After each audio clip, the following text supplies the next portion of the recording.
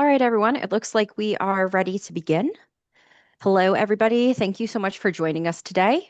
We're really excited to have you here for the webinar From Raw Data to Discovery. An AI mapping tool powers single cell atlases and searchable data sets. I'm Felicia Sabatino. I'm one of our senior project managers here at Rancho BioSciences, and for today, I will be your moderator. Before we get started, I would like to note that today's session is being recorded. We'll be sharing the content of this session with all registrants after the webinar, so you'll have a chance to not only revisit the content, but also share it with colleagues as well.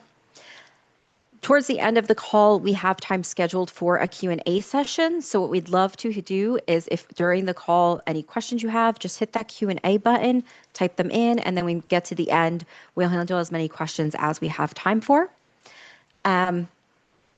Next slide, let's get started. All right, so a couple things we're going to discuss today.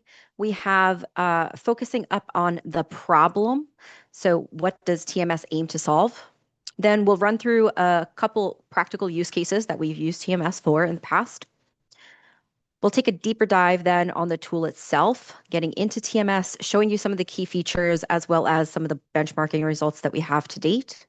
Finally, we'll have, like I mentioned previously, some time at the end for your questions. So don't hesitate to hit that Q&A button, type in anything that you have as we go. Alrighty. So I'd love to tell you guys a little bit more about Rancho BioSciences before we meet our presenters. At Rancho, we are on a mission to save lives through data. We accomplish this mission by bridging science and technology with our subject matter experts. Rancho started as a curation company, but since then, we've grown to support our clients in many, many other ways. We offer bioinformatics services, bioinformatics analysis, data harmonization, ontology mapping, data modeling, and custom tool development. Additionally, we aim to guide our clients towards the best strategy to meet their specific needs. It's not a one-size-fits-all here at Rancho. And that strategy sometimes includes building of custom solutions, which you're going to see one of with TMS today. At the end of the day, we're really here to help our clients make faster, smarter, and more reliable business decisions that ultimately advance science, benefit patients, and save lives. We're so excited to show you how TMS supports that mission.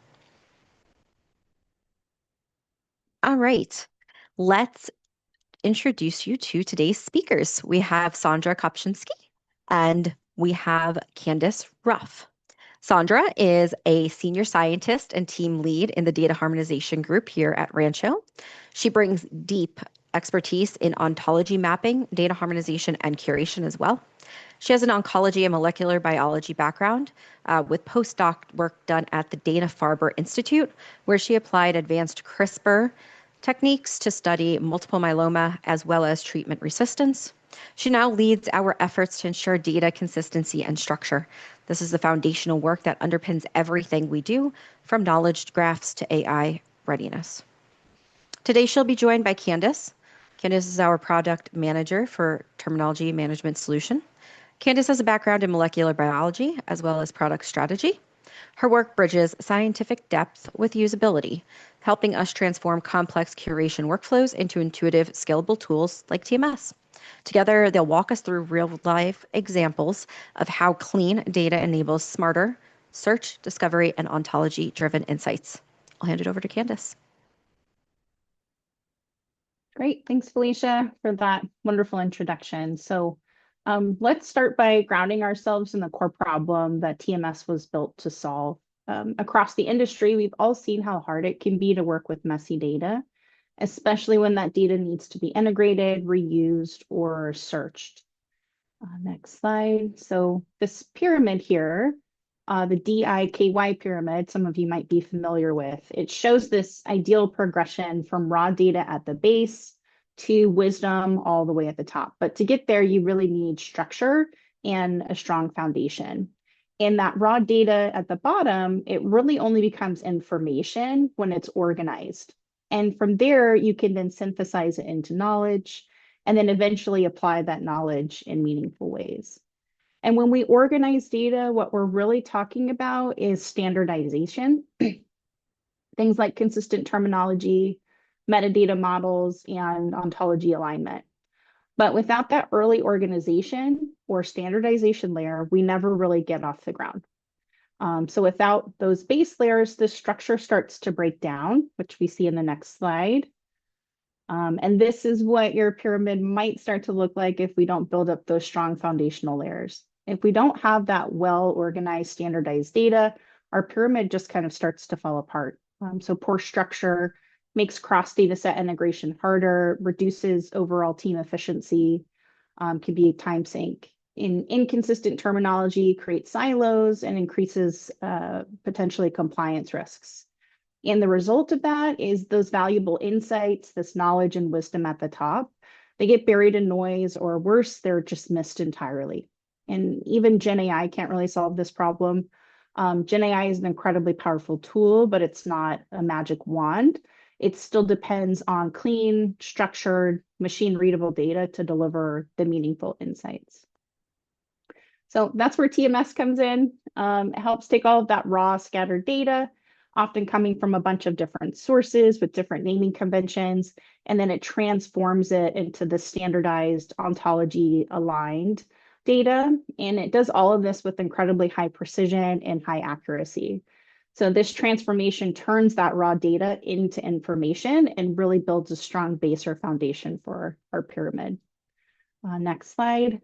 So thinking back to that pyramid, this is where TMS fits in. It bridges that gap between raw data and useful information by organizing and harmonizing raw data terms into and aligning them into a terminology standard. TMS lays the groundwork that makes those top layers, knowledge and wisdom possible. All right, next slide. Now that we've covered the problem and how TMS helps solve it, we'd like to shift from concept into practice. So to walk us through some real world use cases, I'm going to hand things over to my colleague, Sandra. She's been on the front lines helping clients apply TMS to accelerate research and improve data usability. And she's going to walk us through how that looks in action. Go ahead, Sandra. Thank you, Candace, and thank you, Felicia, for the nice introduction. So today I'm going to walk you through 3 different use cases where we've been able to apply TMS to help our clients get the most information and use out of their data. So our first use case is where we were able to create cell type atlases for the Single Cell Data Science Consortium. Here, we're showing you just a screenshot of our 1.6 million cell digestive system cancer atlas, where each color represents a different cell type. This atlas encompasses 18 data sets across 10 different cancer types. But how are we able to use TMS to come up with such a nice looking cell type atlas? Well, first, I need to explain to you how we got to making the atlas, which involves explaining what is the Single Cell Data Science Consortium and how we use TMS. So next slide, please. Our Single Cell Data Science Consortium, also known as SCDS, is a pre-competitive effort which in the first 3 years was able to curate and process over 1,000 single-cell RNA sequencing data sets. The goal was to make them analysis ready by aligning them to a single data model and processing them through a single pipeline. As a part of this process, we mapped the similar types of metadata, so example, the disease, to a single ontology across all 1,000 data sets. So the TMS was used in our workflow to aid in this effort. Based on all of these aligned data sets, we were able to create 9 different cell type atlases, including the one I just showed, as well as one for a healthy brain atlas and healthy T cells. So how exactly do we use TMS in the SCDS workflow? Next slide, please. For every single cell dataset, the curation team starts with the raw or the metadata provided by the authors or the repository. As many of you know from working with publicly available data, this data can be extremely messy. It's often not aligned to the same terms, and it often contains spelling errors and other things that make it extremely difficult to harmonize. We use TMS to help us align this metadata to our data model by using TMS to look up all necessary ontology-based terms and ID. This also helps us control the versions of the ontologies that we use across the 1,000 data sets. Overall, we achieve a harmonized, aligned deliverable that allows for both inter and intra dataset comparisons, which we can use then to build wisdom by doing things such as atlas building. So let's walk through how TMS can be applied to a single data set. And you beat me to it. Thank you. Next slide. As you can see here, we have an example of Tabula Sapiens version 2, a very popular reference data set that hopefully many of you have heard of. This particular data set includes over 1 million cells derived from 28 different organs. In this particular example, I'll show you how we applied TMS to align the tissues to the cross-species anatomy ontology Uberon. As you can see, there was 86 different unique and anatomical position combinations across the entire data set. So rather than looking each term up individually on the Uberon website, we use TMS. What we also are able to use TMS, one of the advantages of using TMS, I should say, is that we can use these terms without a lot of cleaning. As you can see here in the raw data, we're missing a lot of spaces that should be there, and there's also underscores in places where it shouldn't be. TMS is able to overlook all of these errors and still provide a very decent alignment. Next slide.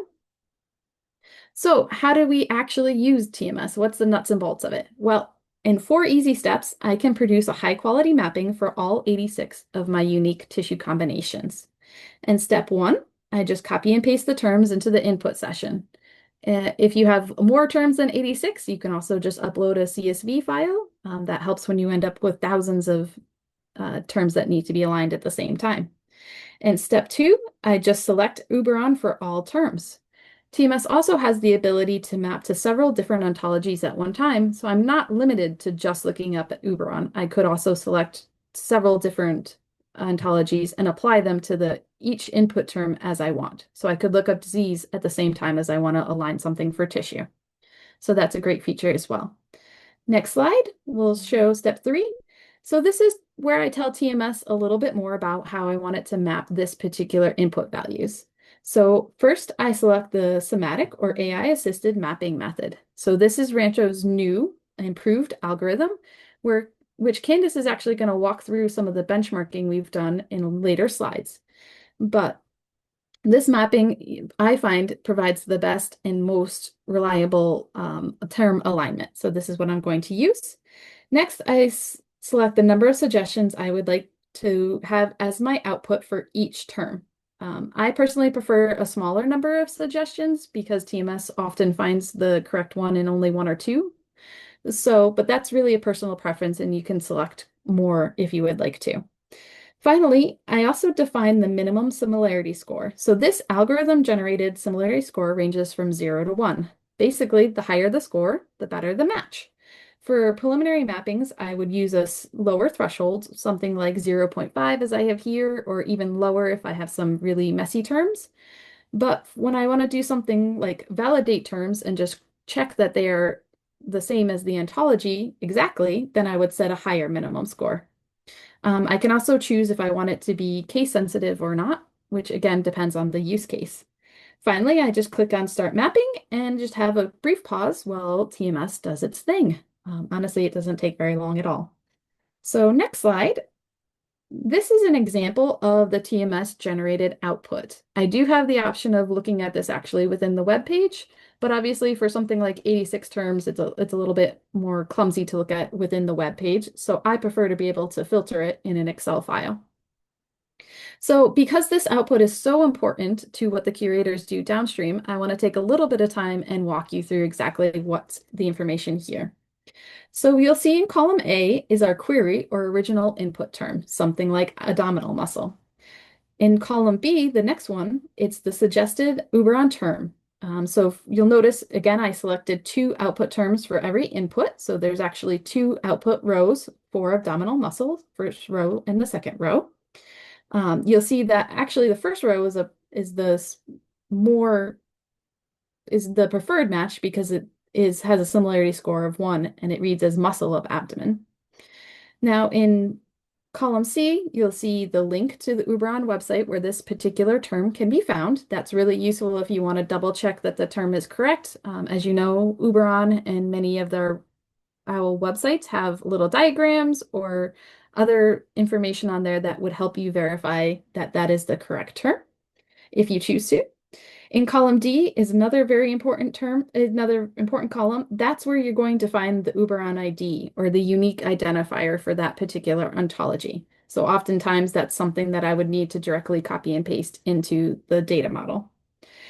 Column E contains the synonym. So you can see here that abdominal muscle, which is my original input term, is actually an exact match for the abdominal muscle, which is why it gives me such a high similarity score. So if you are not sure about a mapping, you can always check the synonyms and make sure, verify that that's there. Your input term is there if that's what you would like to do, or it gives you a little bit more information about that term. And the ontology name is Next, which is also very helpful in cases where you have mapped different terms to different ontologies. You can choose which ontology you're looking at. And as I've already alluded to, column G has that algorithm-based similarity score. The higher the score, obviously, the better the match.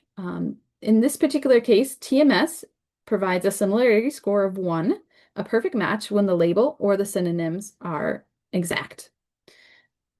And in addition, column H also shows that if the match is on the label and not the synonym, it flags it as an exact match, as you can see in one of the lower rows where I and heart are an exact label.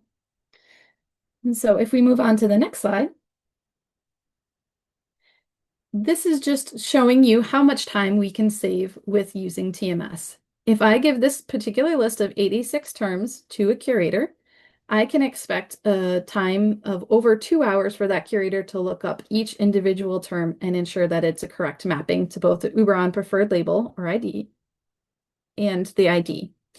Instead, if I ask them to use TMS and they get a similar output to just what I just showed you, with some QC and some manual mapping, I can expect all of these 86 tissue terms to be completed within around 15 minutes or so. So this is a 90% decrease in time spent, which is a huge gain. Next slide. Here, I'm just showing you a screenshot of what our harmonized aligned final product would look like. Now these TMS aligned terms have been placed into the single cell data model and are ready to be compared with other data sets. So this is how we would use TMS to produce clean values, both the label and the ID for an individual data set. But why do we spend the time to do this? Why are these aligned and harmonized values so important? Next slide. These having pre-aligned harmonized metadata across the different attributes, again, I can do the same process for disease, tissue, cell type, and more, allow for inter-dataset comparisons and the creation of atlases. I've already shown you our digestive cancer cell atlas. This particular one is another atlas that we've created focused on skin cells. For this UMAP, I'm actually showing you the combination of 4 individual single-cell data sets, which include both healthy and cells from inflammatory skin disease dermatitis. And the final atlas is over 250,000 cells. So having those 4 harmonized, aligned final products, which we were able to produce using TMS, allows us to use the SVI-based variable autoencoder, oh my goodness, to produce a cell type atlas as shown here. These atlases allow for the comparison of a higher number of skin cells and a deeper investigation of the diverse cellular populations found in the skin. But as we've already mentioned, without this harmonized metadata, it would be more difficult to compare the samples contained within the atlas and obtain that wisdom generated by looking at new hypotheses. So next slide, we're going to switch to our use case number 2, our AI chat box search, which is actually a really neat feature if I do say so myself. Next slide. Here we're going to show you how the clean data allows us for a smarter search experience, one that's powered by AI and grounded in its structured ontology aligned metadata. So this particular diagram is showing you the architecture behind our agentic RAG system. So this system starts when a user submits a natural language query, which makes it much easier for us users. That query is processed by an AI agent, which reformulates it into SQL and enriches it with additional context and parameters. The agent is then able to query our internal knowledge base, which has been aligned with TMS, and formulate a response. But none of that would work without the foundation laid by TMS. It was used upstream to standardize the raw data, and this structured foundation is what enables an accurate, context-aware search and allows the LLM to generate high-quality answers and returns them in a plain language for the user. So we're going to show you a live, a video of how this works in a real example. So here, the user submits a complex query involving a specific cell type, a tissue source, a disease condition, and a perturbation.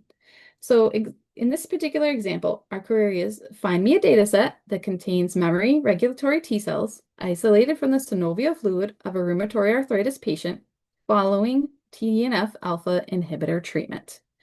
So the AI agent is able to interpret the request, reformulate it behind the scenes, and search our internal knowledge base.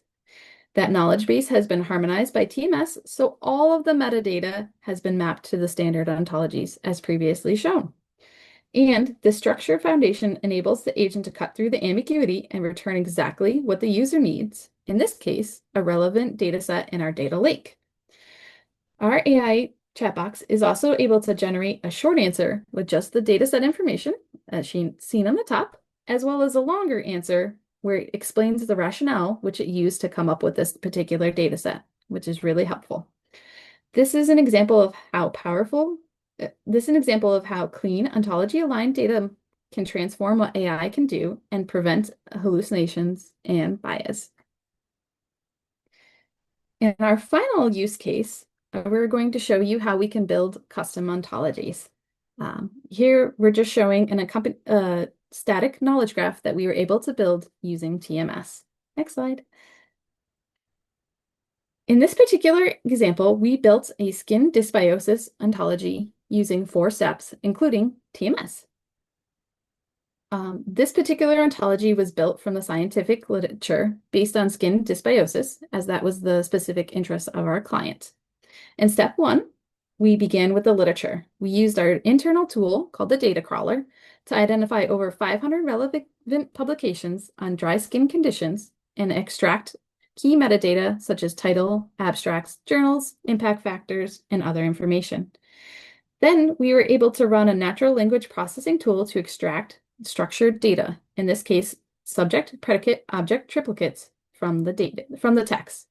These triplicates were able to help us identify key entities such as genes, chemicals, phenotypes, and cell types. Step 3 was where TMS played a pivotal role. We were able to map these extracted terms to public ontologies. Unmappable terms were also assigned a unique identifier, which allowed all of the terms to become machine readable and indexable. We actually had about 70% of these terms automatically match with only minor manual corrections, which was a huge efficiency gain. We find in step 4, we use those harmonized terms to build a single unified ontology and corresponding knowledge graph, as we previously shown. This gave the client a structured, reusable asset that supports consistency across the analysis and enables downstream exploration. Next slide, please. Just to give you a little bit more information on how TMS was specifically used in this example, on the left, we're showing again how we inputted terms such as skin, psoriasis, and hydrocortisone into the TMS mapping interface.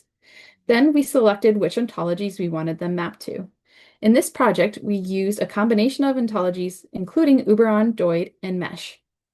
And then we allowed TMS's AI-powered mapping algorithm to suggest the best matches, which is shown on the preview on the right. This included not just the preferred term, but its unique identifier, as well as synonyms, ontology labels, and the similarity scores that we've already discussed. In this particular case, we also used 8 different ontologies, including BTO for tissues, CL for cell types, Uberons for atomical structures, as well as Cambly, Go, and Mesh for other concepts, as shown on the bottom right. Next slide, please. Here we're showing all of this information together and in the form of our skin dysbiosis ontology. This particular ontology, as we've already explained, combines standard ontologies with additional terms specific to the use case. On the top is a static screenshot of the knowledge graph where each circle represents a node and each line represents an edge showing the association between the node and the and/or the colored entity on the right. The bottom is a screenshot of the interactive version where you can actually click on any term and see its downstream or child terms. This ontology was built in R and enabled users to explore relationships across diseases, genes, cell types, and treatments. But none of this would have been possible without data that was clean, structured, and ontology aligned. TMS helped us build the strong foundation to get to the knowledge and the wisdom that we were truly after. So thank you. And now Candace will talk us a little bit more how the TMS tool made all three of these use cases possible. Perfect. Thanks, Sandra. It's great to see how TMS is used in action. But let's switch gears for just a moment and talk about the product behind all of these use cases. TMS. TMS wasn't something we just picked up off the shelf. We built it ourselves because we truly needed it. Our team was spending huge amounts of time manually cleaning and mapping terms for client projects, and we just needed a faster and more scalable solution. So we developed TMS to solve that internal challenge, and it worked. TMS helped us speed up our own curation work, so we knew it could help others too. But here's a quick overview of what makes it so effective. First and foremost is the automated mapping that Sandra's walked us through. TMS combines phonetic and semantic algorithms that have been refined over 10 years to align terms with really high precision and accuracy. It handles spelling variations, misspellings, and resolves synonyms automatically.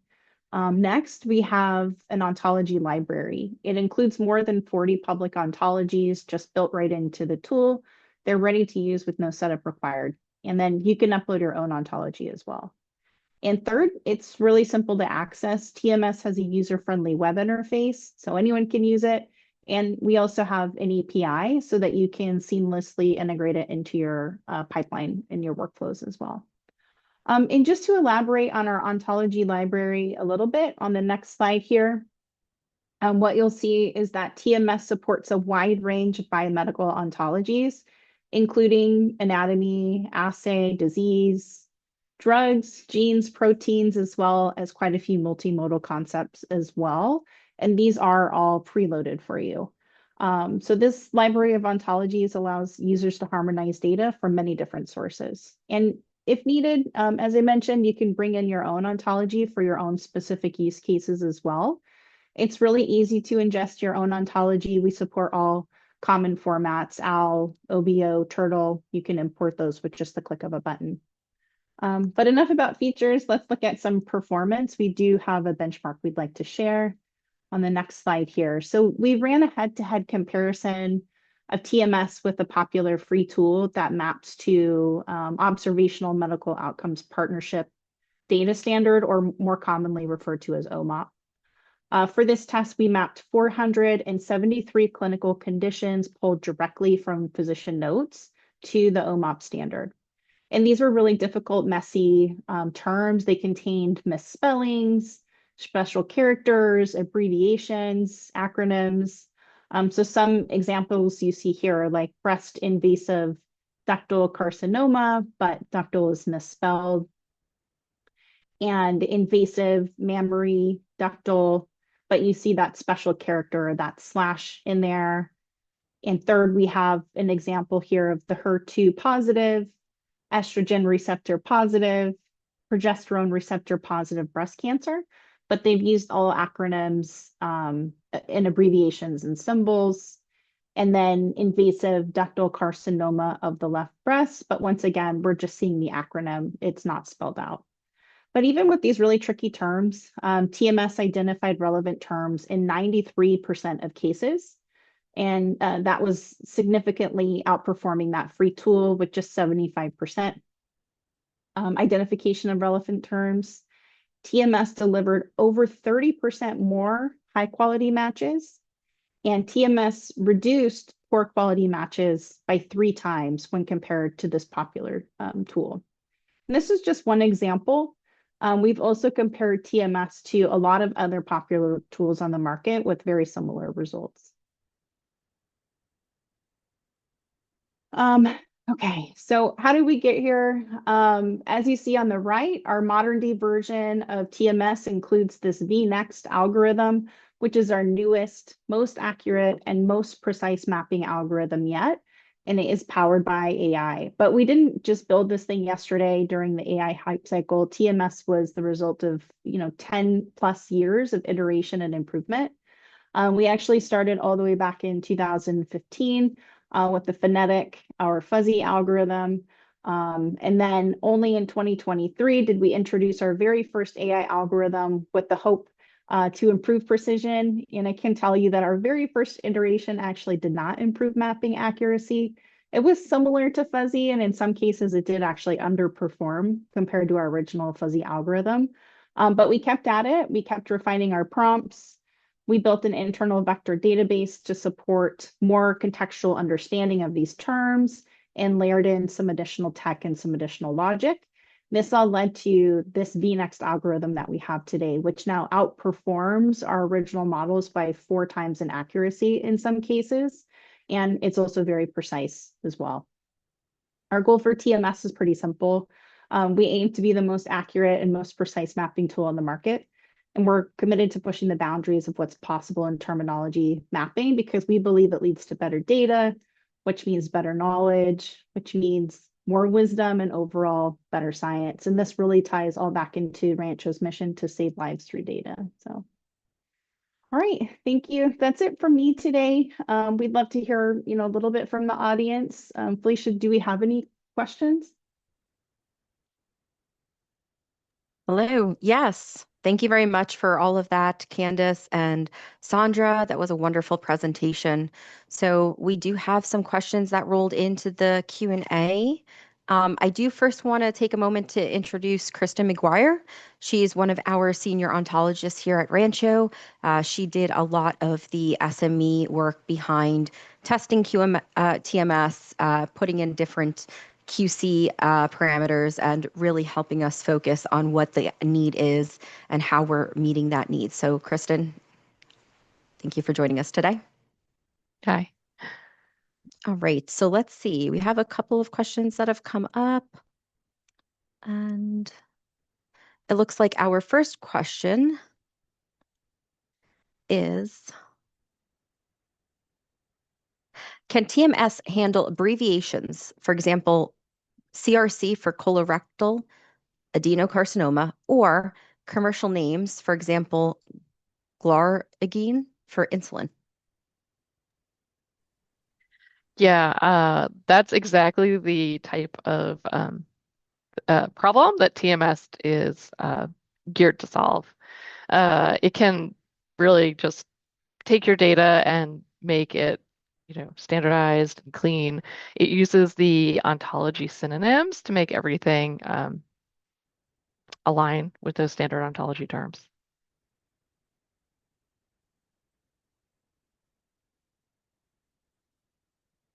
Thank you for that answer, Kristen. All right, our next question coming in, we have, could TMS be used outside of single-cell data? Absolutely. TMS is domain agnostic. So anywhere the terminology consistency matters, whether it's clinical data, genomics, pharmacovigilance, it's going to add data value. In this case, we showed that the single cell data space, because that's where the complexity and variability of the terms is really challenging, but it could really be used anywhere. Thanks so much for that answer, Kristen. Next question coming in here, we have, how do you version control ontology libraries? I can take that one. So we do ontology updates once per quarter. So we verify all the versions we have in TMS compared to what's latest and new, and we run a script to ingest all of the latest ontologies. We do also keep a run record of all of the mapping tasks that you've performed. So when you go to your dashboard, you will be able to see the terms that you align to which ontology and which version was used. And then you could actually rerun that task against the latest ontology if you wanted as well.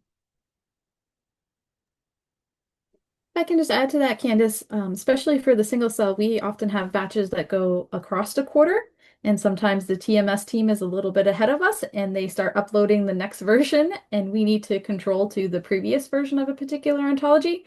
And that's where the ability to upload our own ontology version is really important. I can just download the OBO or whatever format from the Doid website or Uberon website, reload it into TMS. It takes only a few minutes and continue using that particular version, even if the TMS team has moved on to the next version. So that's really helpful for the single cell consortium.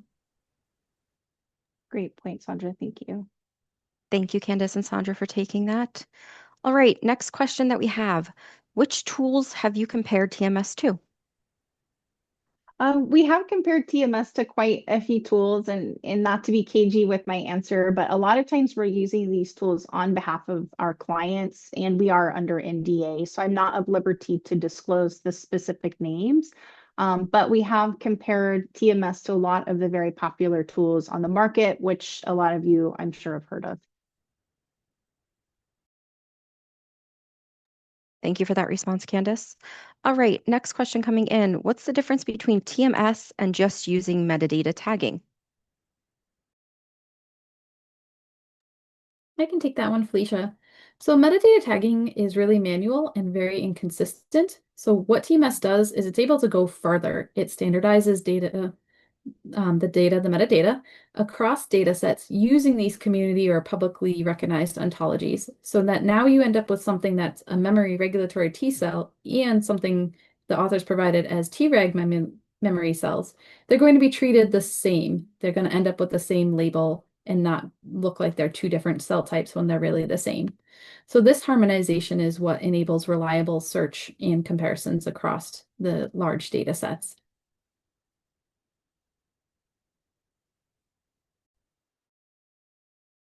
Thank you so much for that answer, Sandra. All right, next question that I see coming in. When building a novel ontology, why should you use terms from other ontologies? Why can't you just create your own? I can take that one. In leveraging public ontology terms, you're aligning with the standardized common understanding of your terminology, and you're creating semantic interoperability. By carefully choosing the ontologies that are aligned with public standards, you're preparing your data for the next step, whether it's the clinical trials or regulatory submissions. It can also save you time since you don't need to reinvent the wheel and create new sets of synonyms and definitions for your terms.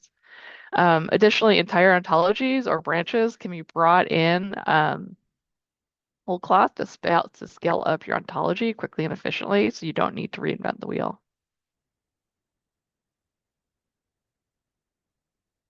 Awesome. Thank you for that answer, Kristen.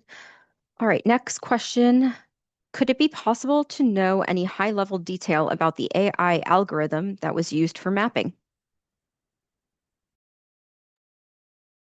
Possible, yes, but it is something that we would consider proprietary, and I'm not sure that this is the right forum to share specific details. But we would be really interested in your more pointed, specific questions that we could discuss one-on-one on a phone call. So you see our contact information there, a QR code, our email address, our phone number. Please reach out. We would love to talk to you one-on-one about that. All right, thank you for taking that answer, Candace. Next one here. How long does it take to look up a term against large ontologies such as NCIT? I'll take this one too. So we do have some speed benchmarking tests that we've performed. For most of our ontologies, we're like a fraction of a second per term. With the larger ontologies like NCIT and MESH, those are a little bit of outliers just because those ontologies are so big. What we're seeing is something more like 2.2 seconds per term. So definitely slower, but still within a reasonable range and quite fast overall. All right, thank you for that, Candace. Okay, next question. With the agentic RAG approach, how did you prevent hallucinations and bias? Well, I'll take this one. So that's exactly where TMS comes in by using TMS to look at the standard ontologies to create this reference data. You're getting the official terms and the labels for your concepts, your tissues, cell types, conditions, whatever information you're looking at. But by having the standardization and the strong foundation, the Gen AI systems are essentially, by having this foundation, you're able to allow the Gen AI systems to work their best. If you don't have this foundation, it's essentially guessing. And so by using TMS, we can assure that the agent only works with clean, validated, and structured data, and we are able to reduce ambiguity, prevent hallucinations, and provide more trustworthy results. Awesome. Thank you for that answer, Sandra. All right, and I see that there's one last question in our queue. For your AI-powered algorithm, do you provide additional information? I think that's, kind of a repeat of the question we had, but I would just strongly encourage you reach out to us directly. We would love to share more information in a one-on-one, kind of more direct space. So give us a call, shoot us an email, scan that QR code. Let's set up a call for us to chat. Be happy to share more. Okay. That's all the questions that came in. And nothing's come in the past few minutes, so I think that that brings us to the end. Thank you so much, everybody, for attending. We really appreciate that you're here. Again, this will be recorded and it'll be sent out to you to review post webinar. If you have any questions, like Candace mentioned, please reach out to us. Our contact info is in front of you. And we look forward to hearing from you soon. Thank you. Have a wonderful day, everybody. Thank you.